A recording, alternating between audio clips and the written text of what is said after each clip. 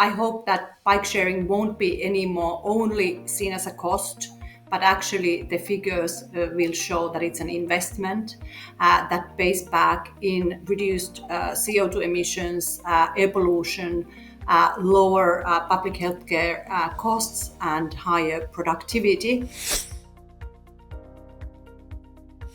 As an aside from this study, we've actually really narrowed it down to what data is important, and that's just daily rides per vehicle, trip distance, and modal shift.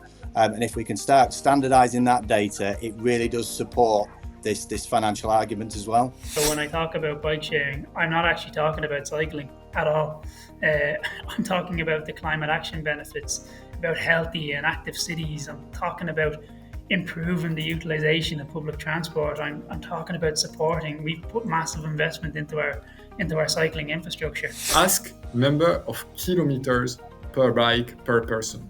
For a public authority, it's much better to have someone cycling 10 kilometers on the shared bike because it has been made electric, rather than having 5 persons doing 500 meters, because from a social benefit, it has no influence. We need these, bold decision makers like the mayor in Paris, who set the target and just said by 2025 or something, we're going to have a bike lane on every street in Paris.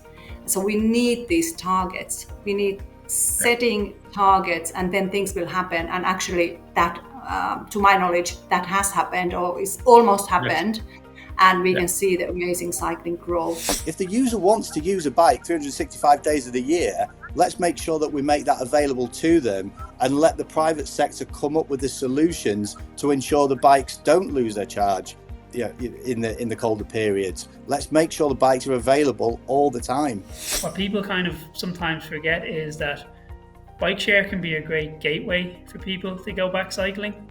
And if you haven't cycled in a long time, you're very unlikely to own a bike, or you're very unlikely to own a bike that isn't covered in rust or has lived in a shed for a very long time.